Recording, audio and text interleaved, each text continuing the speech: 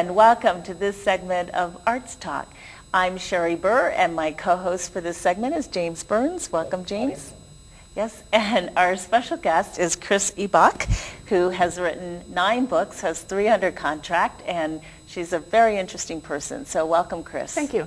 Okay, so let's, I have this whole slew of books right here that you've written and published. So let's have James ask the first question. Well, one of the first questions is we see a great variety here in the books that you've written. Kind of explain to us how you got into the work for hire and how this sort of has led to such great topics and I studied photography at first in college and learned that I didn't want to be a photographer, but I started writing for the school paper, and that got me interested in more journalistic writing. So I went back to grad school with thinking that I was going to get into magazine writing. Oh. And I did work for a couple of magazines. So the journalistic background and working for Beauty Fashion, which is a cosmetic industry magazine where I was writing about face cream, and then the Musicians Union Journal where I was writing about union business and music and so forth. That training was very good for being able to take any topic and do the research and produce copy about it. So when I decided I wanted to write a novel, mainly for fun, for something to do on the side, that became The Well of Sacrifice. Oh. Historical fiction set in Mayan Guatemala. I had spent a summer in Mexico and Central America and really got interested in the Mayan culture. So that became that book and sold, which is kind of surprising for a first novel to sell. Yeah, but you had a long background in it. You have a history of meeting deadlines, of getting things done, right? So that should have helped, I would think. Right, and then the work for hire came about with all these other books is that I discovered I couldn't sell all of my novels, but I wanted to be a professional writer. That's what I wanted to do full time. So I started looking into the work for hire, which means something like this, where they have a series. This is Life Among the Maya? Okay. The Way People Live is a series, and there's a bunch of titles in those, and so I applied for work with this company, and they had me do a sample chapter and outline for Turkey was the first book for them. Oh, Turkey was the first one. Okay. And basically, they have a list of countries. They've done books on a bunch of countries. They have some that they're looking to have books on now, and I got to choose which of those countries I felt the most comfortable writing about. And I had lived in Saudi Arabia as a child, so with that kind of Middle Eastern background, I felt I could tackle Turkey, and I had visited there a couple of years prior. And what is the audience for a book like this? Those are probably junior high, high school, library, more reference. If you were writing a paper on Turkey, you might turn to a book like that. And how do you do the research, Chris? For these, it was primarily library research, making use of the Zimmerman Library here at UNM for the kind of books that wouldn't necessarily be as mainstream. It is a lot of quotes from other books in there. So trying to find real reliable sources for people who live there, work there, and so forth.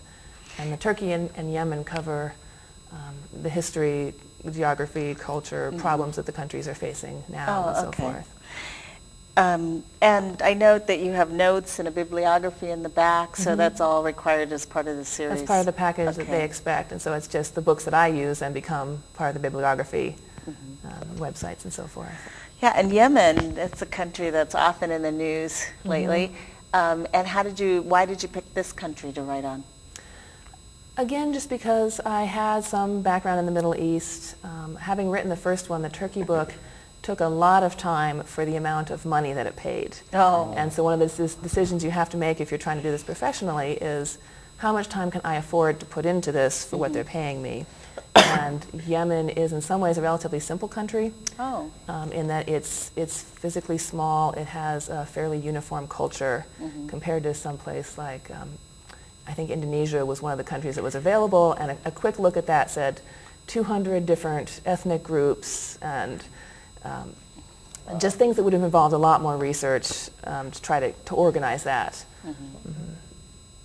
Maybe you could explain a little bit more about the process of work for hire. Do you approach the companies, or is there some way that you're put into contact with those companies? I approached it for the ones we just looked at, the Turkey, Yemen, and Life Among the Maya. I sent them a resume and writing samples, and about 2 years later, they contacted me and asked me to do a sample chapter for that particular series. Oh, okay. And that got that work. So you're just confirming what one of our prior guests, Elsie Kreischer, said, was that sometimes it takes about 2 years for the editor to contact you. Yes, it can take a long time. The science books, I actually met a book packager, and a book packager is kind of a middleman. So he contacted the publisher. They wanted a 6-book series on science concepts for second grade level, and he found the writers and the illustrators and basically put the books together. And I did 2 books in that series, and then other authors did the other 4. Oh, good. Interesting. Let's ask the audience if they have any questions for Chris.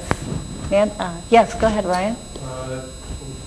What do you most like writing about? Do you enjoy your novels, or do you enjoy more of the technical books that you write? I prefer writing novels. It's fun to start with your own ideas and do whatever you want with them. And like the Well of Sacrifice is still very close to my heart because it's not only my first book, but it was my idea from start to finish. It also pays royalties, so I get a nice check every year still. After 8 years after it came out, whereas most of the work for hire was flat fee. So once they pay you that check up front, you don't see anything more of it. But work for hire not only does it pay the bills in the short term, but it can actually lead to other work. So through networking at conferences and so forth, I got involved with the company that did this Jesse Owens book. Also work for hire, although this one does pay royalties. Oh, that's good. And so this had an advance, or? It had an advance and then pays royalties, and I have some rights if it gets made into a movie or whatever. It had the full contract. Good. And again, it was the kind of thing where they have a list of people that they want to have biographies coming out of, and this was one of the choices. Oh, okay. And you chose Jesse and Owens. I chose Jesse Owens or Elvis were the 2 that they had available, and so I wrote the Jesse Owens, and then I have another one on Milton Hershey, who founded Hershey's Chocolate. Oh, and nice. that'll be out this summer. Nice. But after working with that company, I sent them a proposal for an original series. Would be direct paperback, but it's my idea, and I would be writing all the books, and that's the regular contract with royalties and so forth, and that has been accepted. Oh, congratulations. Thank you. And I think in that case, I knew the editor. I'd met him at conferences and so forth. He knew my work for the work for hire, and he called me a month after I mailed him the manuscript. Wow. And said on the phone, I love it, I want to buy it.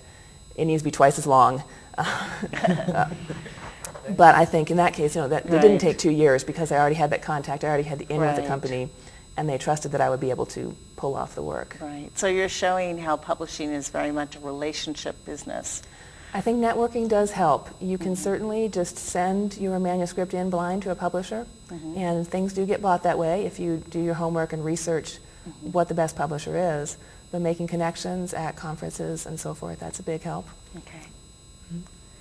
Other questions for the audience? I have one. You write about all different topics to all different audiences. How much do you have to kind of really step back and say, hold on, I'm supposed to be writing this for a second grader, and I just pulled out a 5-syllable word? Is that a challenge for you? It definitely is something that you have to keep in mind, that the audience age you're writing for the science books, to deal with science concepts at such a young level. You have to I did some research looking at books that say like what your second grader needs to know, and it discusses what they learn in school at that age, and so that gave me an idea of the concepts that I could cover. And then my journalism background has actually been helpful because you write at 6th to 8th grade level if you're writing for magazines or newspapers, and that's kind of my natural voice as well. I don't have to pull that back that much. I like clear communication, not fancy words. So there is some adjustment between the second grade and the junior high and so forth, but you can read other books that are similar, or in this series, the Jesse Owens series, read their other biographies and get a feel for the voice and the flavor. Well, thank you, Chris, for joining us, and thank you, James Burns, for co-hosting, and thank you, the audience, for joining us for this segment of Arts Talk with Chris Eboch and James Burns.